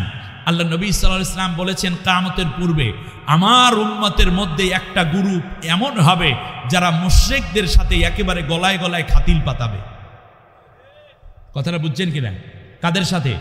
মুশরিকদের সাথে। এমন কি মুশরিকদের সাথে চলতে চলতে চলতে চলতে শেষ পর্যন্ত তারা মূর্তি পূজাও শুরু করবে, অথচ সে হবে আমার উম্মত। কালেমা পড়া মুসলমান হবে, নামও মুসলমান হবে, কিন্তু মূর্তি পূজা শুরু করে দিবে। তার কারণ রাজনৈতিক স্বার্থ, অর্থনৈতিক নিরাপত্তার জন্য তারা মুশরিকদের সাথে এমন সম্পর্ক গড়বে, ফলে তারা মুসলমান হওয়ার পরেও মুশরিক হয়ে যাবে। এমনকি কিয়ামতের পূর্বে যখন গাজওয়ায়ে হিন্দ হবে, সে অবস্থা আল্লাহর নবী বলেছেন, ইসাবাতানি মিন উম্মতি আহরাজাহুমাল্লাহু মিনান নার, ইসাবাতুন তাকজুল হিন্দা ওয়া ইসাবাতুন তাকুনু মা ঈসা ইবনে মারইয়াম আলাইহিস সালাম।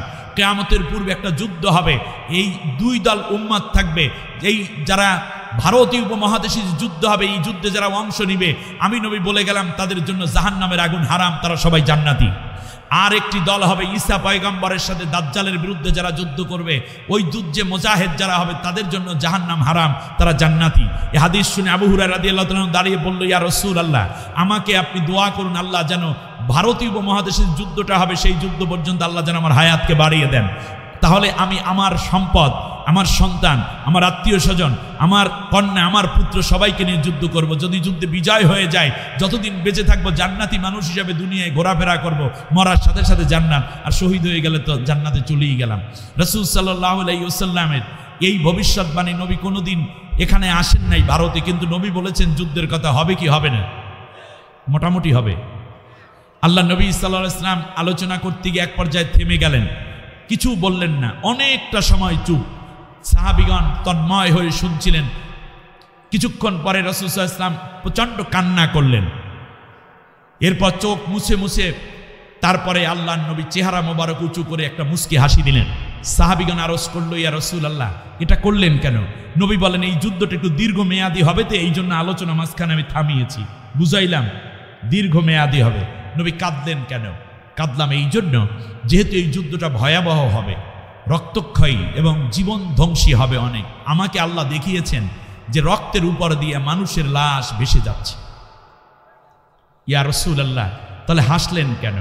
আল্লাহ নবী সাল্লাল্লাহু আলাইহি ওয়াসাল্লাম বললেন, হাসলাম এই জন্য যে আল্লাহ তাআলা যুদ্ধ যতই ভয়াবহ হোক, যতই তীব্র হোক, রক্তক্ষয়ী হোক, আল্লাহ তাআলা আমাকে দেখিয়েছেন শেষ পর্যন্ত আল্লাহ তাআলা আমার উম্মতকে চূড়ান্ত বিজয় দান করেছেন। কোরআন থেকে দূরে থাকা মানুষগুলো যদি বলে আমি হেদায়েতের উপরে আছি, তার এই চিন্তাটা তার মাথার ভিতর কে দিয়ে রেখেছে? আমার কথা না, আল্লাহর কথা।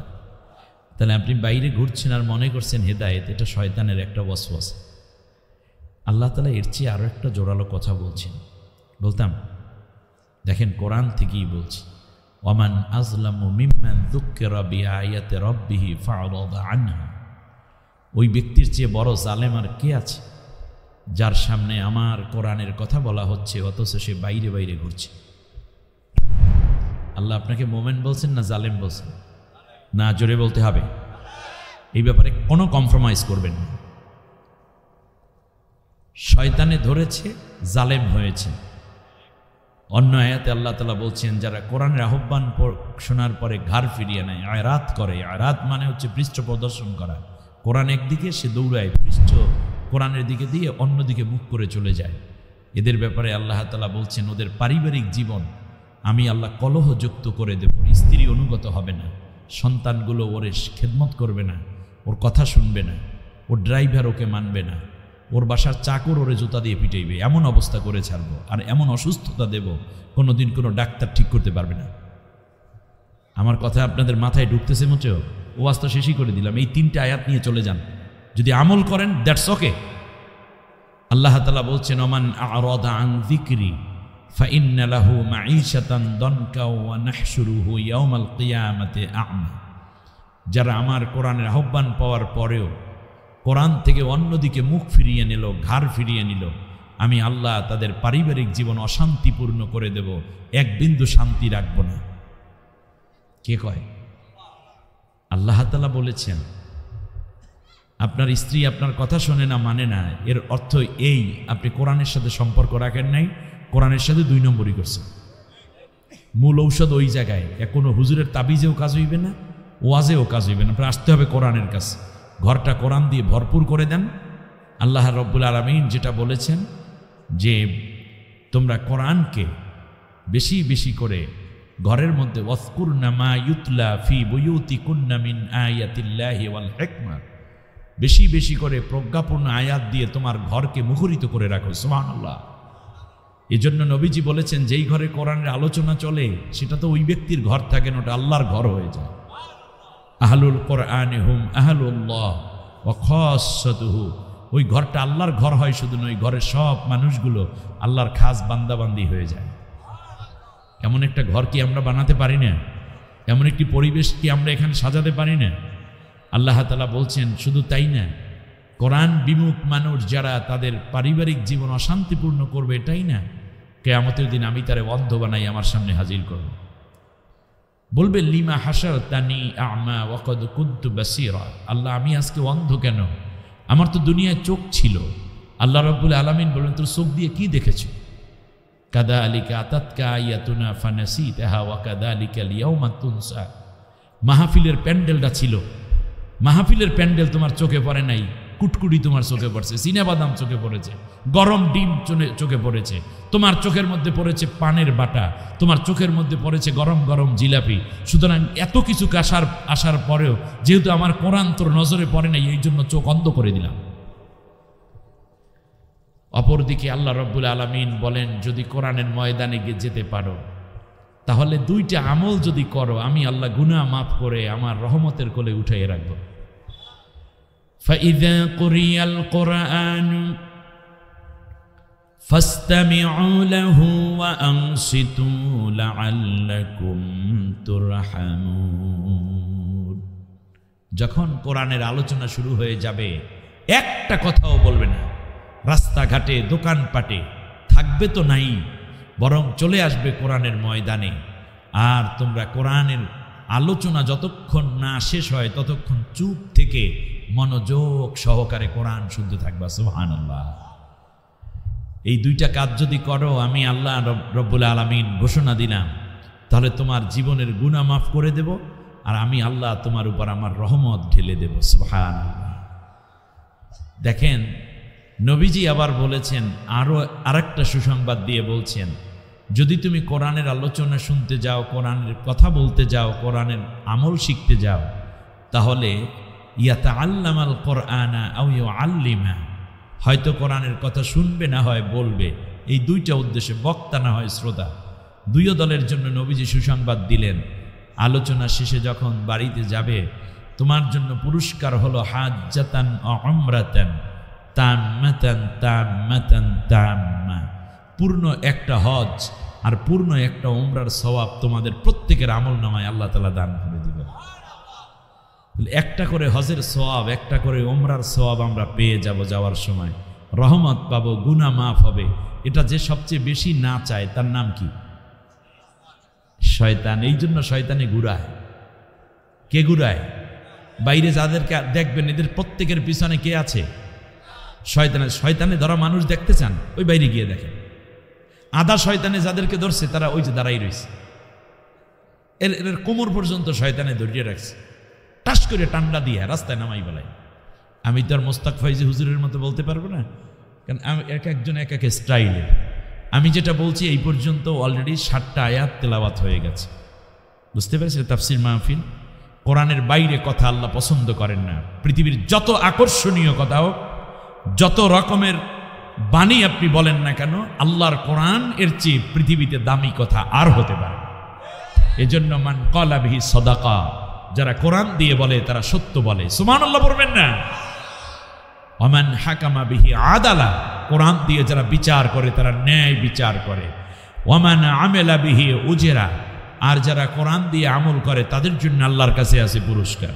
ওমান দাআ ইলাইহি হাদা, যারা কোরআনের দিকে মানুষকে ডাকে, কোনো দরবারের দিকে নয়, তরিকার দিকে নয়, কোনো মাযহাবের দিকে নয়, কোনো দল কিংবা মতের দিকেও নয়, কেবল কোরআনের দিকে আসো, কোরআন পড়ি, কোরআন বুঝি, কোরআন দিয়ে জীবন গড়ি। এই কথা যারা বলে, আল্লাহর নবী বলেন এই ডাকনেওয়ালা মানুষগুলোকে আল্লাহ হেদায়েতের উপর রাখেন।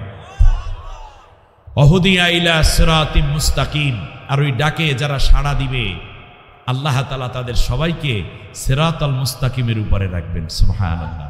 আপনারা সিরাতাল মুস্তাকিম চান? চাই মানে প্রতিদিন কতবার চাই? সূরা ফাতিহা ছাড়া তো নামাজই হয় না। প্রত্যেক নামাজের ফাতিহায় পড়ি ইহদিনাস সিরাতাল, বান্দা বলে ইহদিনাস সিরাতাল মুস্তাকিম, আল্লাহ তুমি আমাকে সত্য সঠিক নির্ভুল জান্নাতের পথ দেখাইয়া দাও।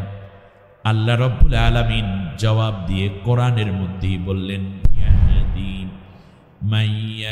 মাইয়াশাউ ইলা সিরাতিম মুস্তাকিম, যারা চায় সিরাতাল মুস্তাকিম এই কোরআন, তাদের জন্য সত্য সঠিক সিরাত তোমাদের দিকে দেখাইয়ে দেবে। সুবহানাল্লাহ। সুতরাং আসুন কোরআন থেকে আমরা কিছু বলি এবং কিছু শুনে আমলের নিয়ত করি। আল্লাহ কবুল করুন, বলি আমিন। আলহামদুলিল্লাহি ওয়াহদা ওয়াসসালাতু আলা মান লা নাবিয়্যা বা'দা ওয়া আলা আলিহি ওয়া আসহাবিহি আজমাইন। ফাকাদ ক্বালা আল্লাহু তাবারাকা ওয়া তাআলা في شان حبيبه آمرا ومخبرا أعوذ بالله من الشيطان الرجيم। জবান খুলুন, আমার সঙ্গে সকলে প্রাণ উজাড় করে আল্লাহর কোরআন পড়ুন। বিসমিল্লাহির রহমানির রহিম। ইন্নাল্লাহা ওয়া মালাইকাতাহু ইউসাল্লুনা আলান নাবিয়্যি ইয়া আইয়ুহাল্লাযীনা আমানু صلوا عليه وسلموا تسليما اللهم صل على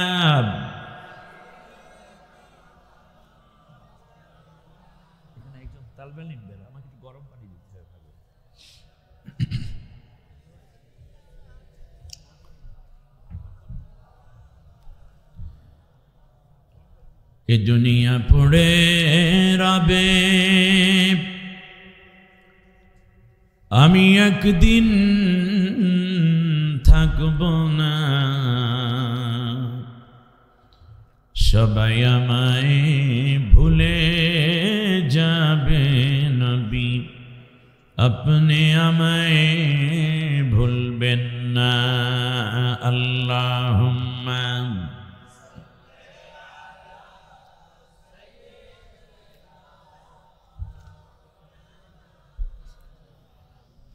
وعلى آل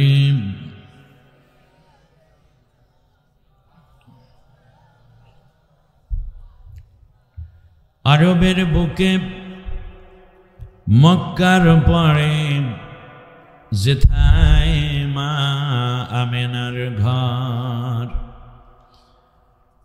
খোদার করুণা কৌসার হয়ে ঝরেছে সেথায় বারংবার বালাগাল উলাম।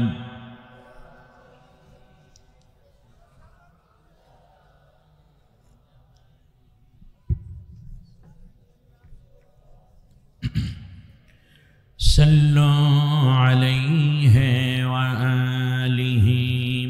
বাংলাদেশের সুনামধন্য জনপদ, ভারতের সাথে সীমান্ত জুড়ে যে জনপদ বীরত্ব গাথা আবহমান কাল থেকে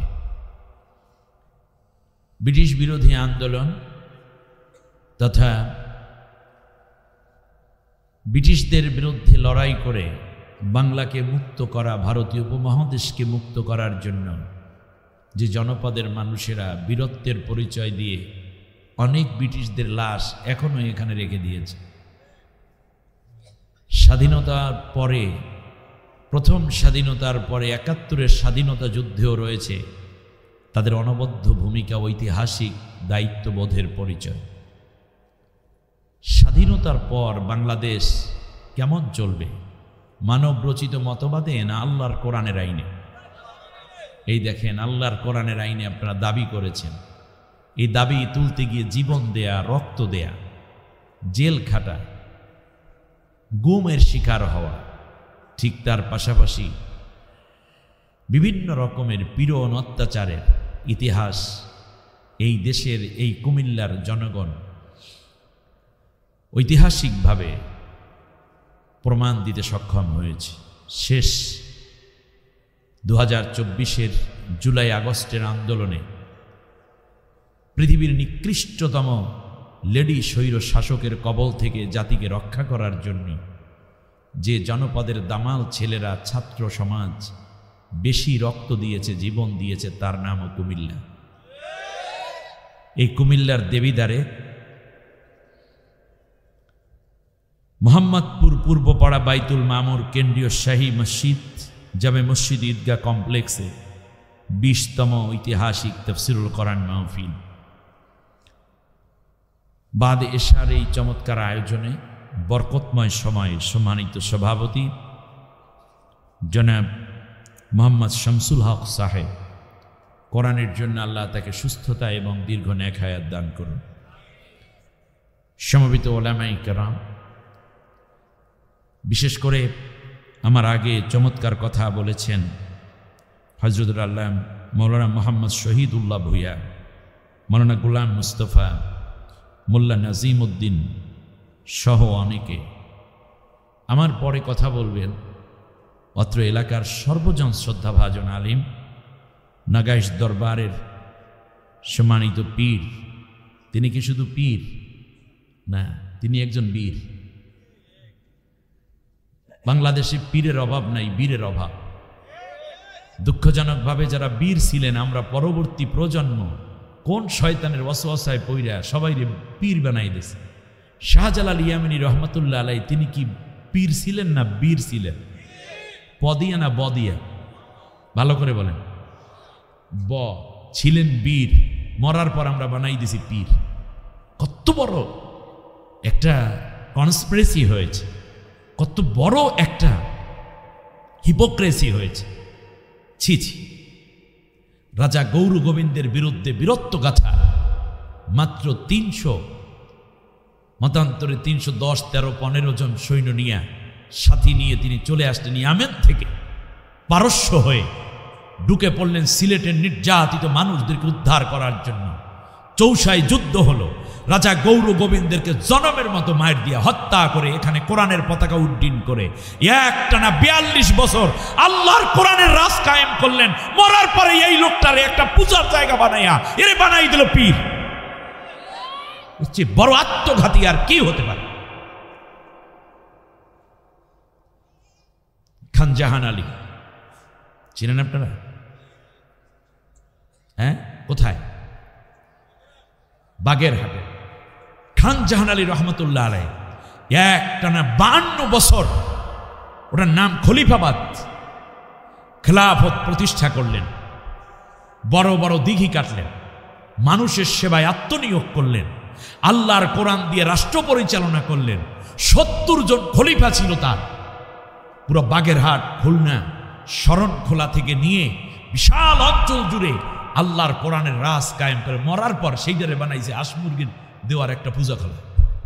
ঠিক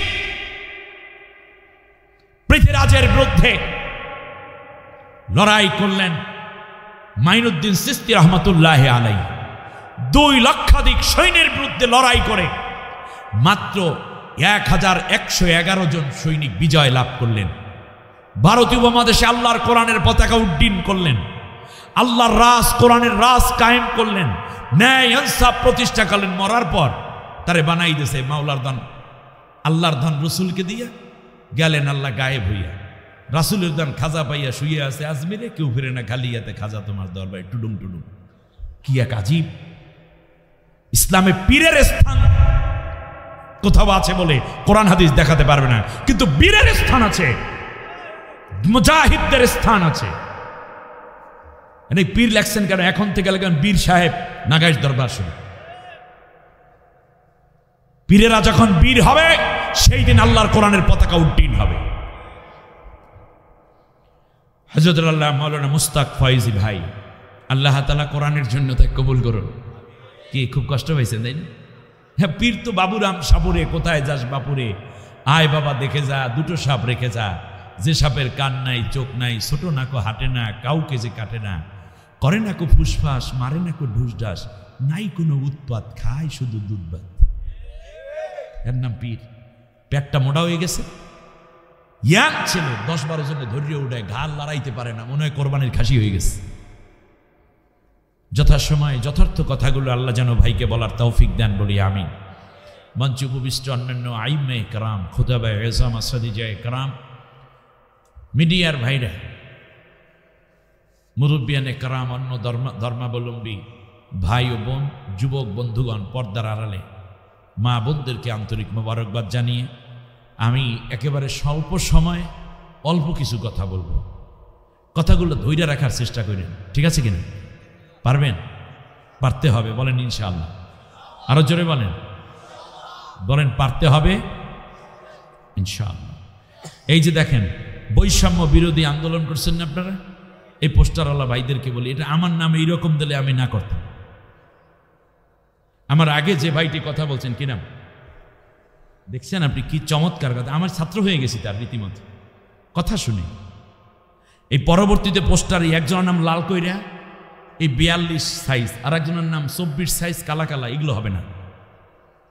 এই বৈষম্য দূর করতে হবে। সবার নাম সমান সাইজের হবে, সমান কালারের হবে। ভালো করার জন্য হয়তো বা কালার আলাদা দিতে পারেন, এক কালার দেখলে খারাপ দেখায়, এইটাই। এটা হবে না, এটা সুন্দর না। সেই দিন দেখলাম আমিরে জামাত চেয়ারের মধ্যে তোয়ালে দেওয়া, নিজের চেয়ারের তোয়ালেটা আগে ফেলে দিয়েছেন। এটা কাইন্ডস অফ বৈষম্য। কষ্ট হয়েছে? যে কথা বলা দরকার বলি। আমার নাম এভাবে দিলে আমি প্রতিবাদ করি সবসময়, অতএব আজকেও প্রতিবাদ করলাম, এটা আমার অভ্যাস। এমন হতে পারে মাগরিবের পরে যেই ভাইটি কথা বলেছেন তার কথা আল্লাহর কাছে বেশি প্রিয়। ইজ্জত দেওয়ার মালিক কে? যদি কোনো, আবার বলি, যদি কোনো বক্তাই নাম মোটা হয় নাই, চিকন হয়েছে, উপরে হয়েছে, নিচে হয় নাই, এইরকম যদি হয় বক্তা, কোনোদিন দাওয়াত দিবেন মাহফিল শোনা জায়েজ না। এটা অহংকারী বক্তা। সুতরাং একটা জায়গায় আমাদের দাঁড়ানো দরকার। কষ্ট না পাইলে এ পর্যন্তই থাকুক নাকি? আসেন আমার সাথে পড়েন, আউযু বিল্লাহি মিনাশ শাইতানির রাজীম,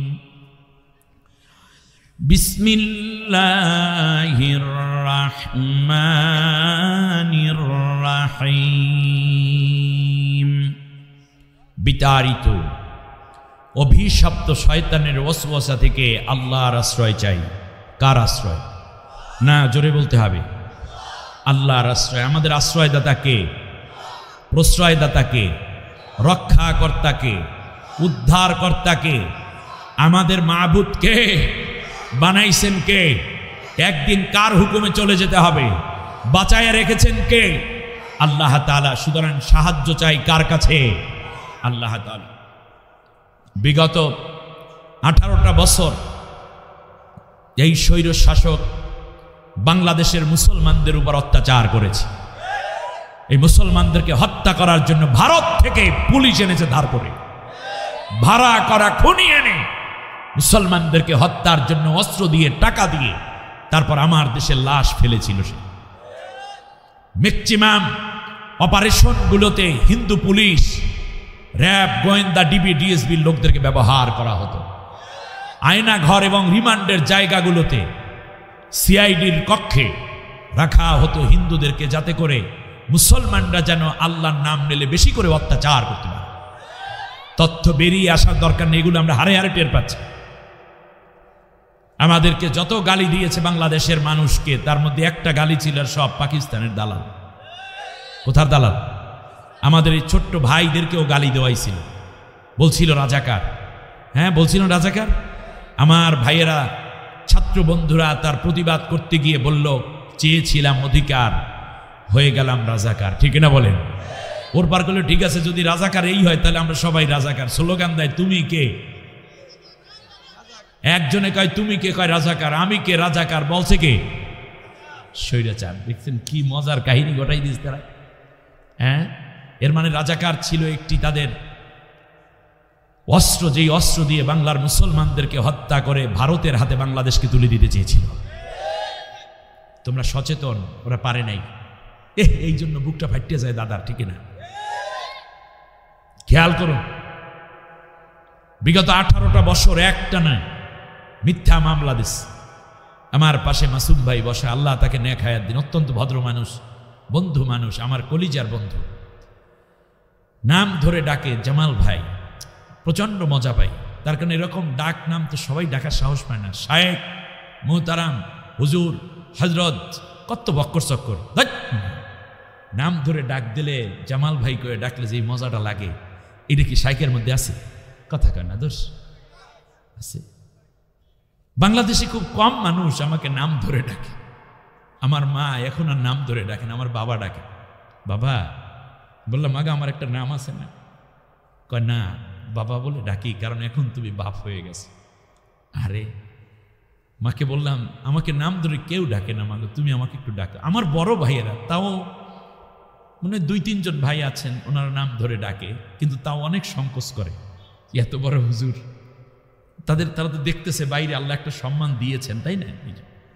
অতএব বন্ধুরা যখন নাম ধরে ডাকে, তখন কলিজার মধ্যে মনে করি কিছু বন্ধু আমার আছে। ঠিক না? হ্যাঁ, যাই হোক, যে যেভাবে ডাইকে শান্তি পান দিয়েন। আল্লাহ তাআলা মাসুম ভাইকে নেক হায়াত দান করুন। তার আব্বু থাকতে এসেছিলাম, মাঝখানে 2-3 বছর আসতে পারিনি। আল্লাহ তার আব্বুর কবরটাকে জান্নাতের টুকরা বানাই দেন। কি এক সরল মানুষ ছিলেন। আহা, আপনাদের এলাকারই দীর্ঘদিন ছিলেন। আল্লাহর হস্তে তাকে মাফ করে দিবেন। কোনো ভুল হলে দোয়া করবেন, আল্লাহ যেন সব মুরব্বীদেরকে, কবরবাসীকে আল্লাহ জান্নাতের নূর দিয়া মুনাওয়ার করে দেন। সম্মানিত ভাইয়েরা, গালি দিচ্ছে কি বলে যেন? পাকিস্তানের দালাল। এই 18টা বছর পর্যন্ত বিএনপি, জামাত ইসলাম, হেফাজত, চরমনাই, সরসিনা, মোকাম্মা, ফুরফুরা, আহলে হাদিস, মাতখালি, লামাজহাবি, এমনকি কোনো হিন্দুও যদি তাদের ন্যায্য প্রতিবাদ করত, সবাইকে গালি দিত। এগুলো সব কি পাকিস্তানের দালাল। 18 বছর পর্যন্ত জেল দিলা, মিথ্যা মামলা করলা, অন্যায়ভাবে সম্পদ লুণ্ঠন করলা, বাড়িঘর লুট করলা, ধমক দিলা, রিমান্ডের নামে হাত পা গুঁড়ো করে দিলা, ক্রস ফায়ার দিলা, কিডন্যাপ করলা, আয়না ঘরে নিলা, শেষ পর্যন্ত ফাঁসিও দেশ। কিন্তু কেউ কি পাকিস্তান পালাই গেছে? কথা কয় না, দোষ জুড়ে ফেলেন না। কেউ পাকিস্তান পালাই গেছে? তাহলে বোঝা যায় বাংলাদেশে কোনো পাকিস্তানের দালাল, জোরে বলেন, পাকিস্তানের কোনো দালাল থাকলে তখন যাইতো, পালাই যাইতো, সাহায্য চাইতো। কেউ কি পাকিস্তানের সাহায্য চাইছে 18 বছরে? চায় নাই।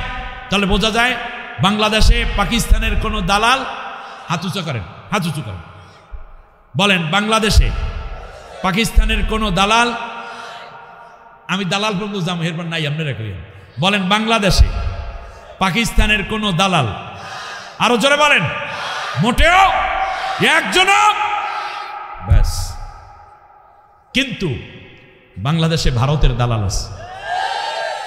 কুমিল্লার ভাইরা কেমনে বুঝলেন?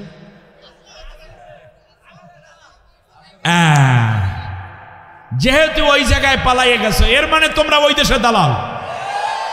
বাংলাদেশকে তলাবিহীন ঝুরি করা এবং মুসলমানদের ক্ষমতাকে শূন্য কোঠায় নিয়ে আসা, দেশপ্রেমিকদেরকে হত্যা করা, গুম করা, নির্যাতন করা, পৃথিবী থেকে বিদায় করে দেওয়ার জন্য ভারতের প্রেসক্রিপশন ভারতের দালালরা এই জমিনে বাস্তবায়ন করতে শেষ পর্যন্ত কামড় দিয়েছিল। কিন্তু এই কামড় খেয়ে পাগলা কুত্তাকে পিটাইয়া বিদেশে পাঠিয়েছে, কিন্তু গৃহস্থ রয়ে গেছে, সর পালাই গেছে টিকে ঢাকা।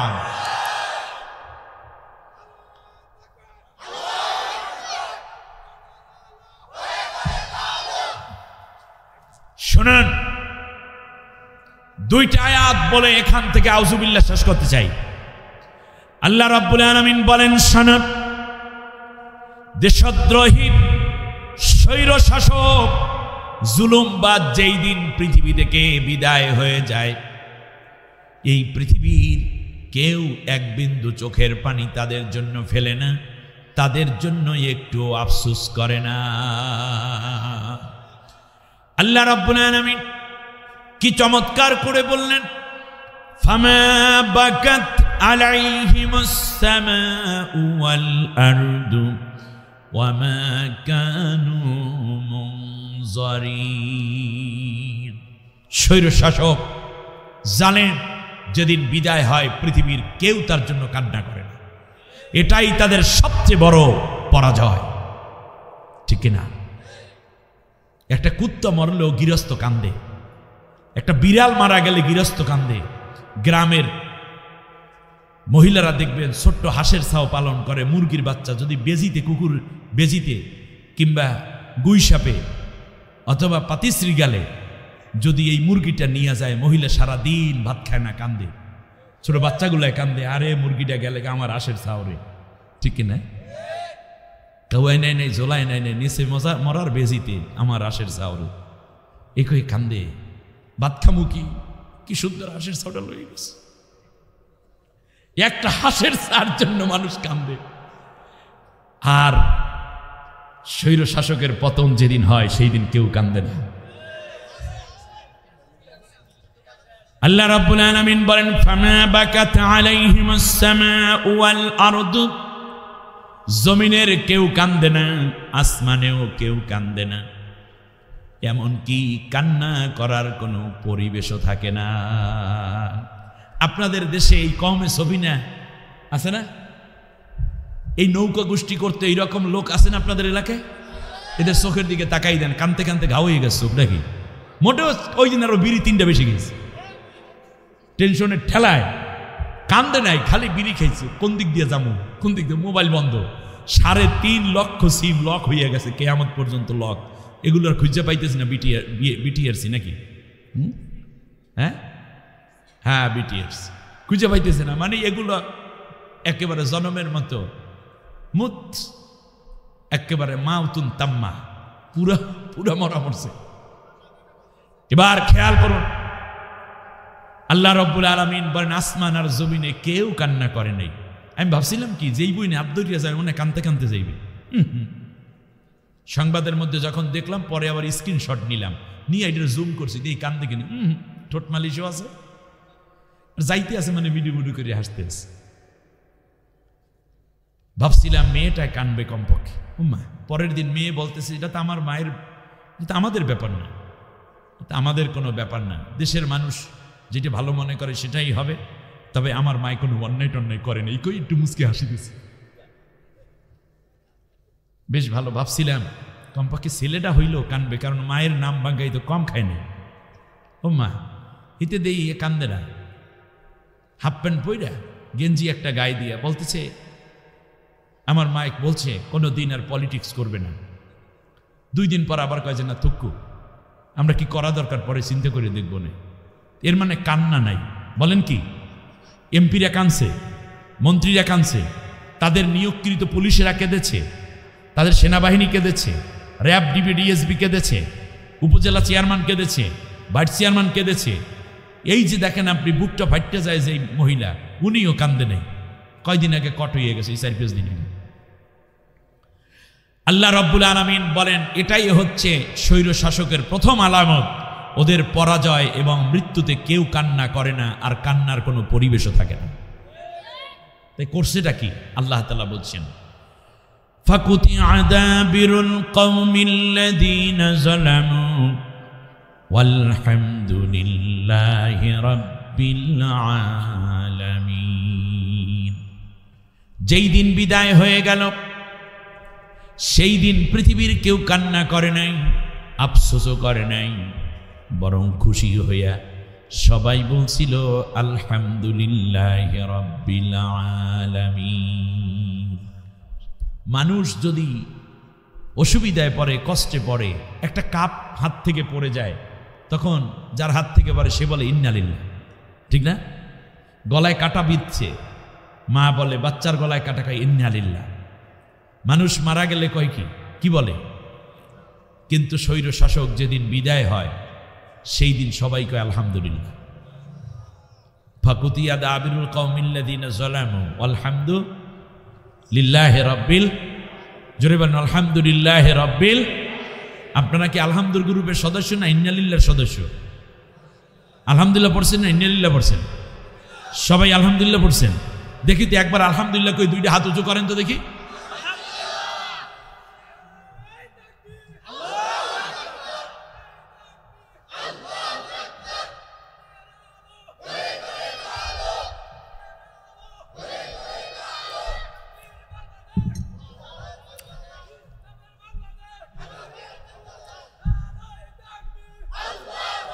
আমার কাছে আশ্চর্য লাগে, এত বড় একটি সরকারের পতন হলো, অথচ কেউ ইন্নালিল্লাহ পরে। কত মাহফিলে জিজ্ঞেস করলাম, ভাই আপনি আলহামদুলিল্লাহ ইন্নালিল্লাহ? হুজুর আলহামদুলিল্লাহ, ডাবল আলহামদুলিল্লাহ। ইন্নালিল্লাহ পড়ার কোনো লোক নাই। আর আল্লামা সাইদি সাহেবকে হত্যা করা হলো, ঢাকায় জানাজার জন্য লাখো মানুষ জড়ো হলো, দিল না। বন্দুকের গুলির আঘাতে, সাউন্ড গ্রেনেডের আঘাতে, টিয়ার সেলের আঘাতে মানুষগুলো ছুটোছুটি করলো। সারা রাত জেগে থাকা ছাত্র শিবিরের ভাইগুলো, আরে মনে হয় ওর বাপ মারলেও এত কাঁদে না, আপন ভাই মরলো এত কান্না করে না, মনে হয় যেন ওদের কলিজাটা ছিঁড়ে গেছে। কি এক স্বপ্ন নিয়ে দীর্ঘটা দিন তারা অপেক্ষমান ছিল বাংলাদেশে। তা আল্লামার আকাঙ্ক্ষা এবং আমাদের ভাইদের সেই দিন কান্না দেখলে বোঝা গেছে।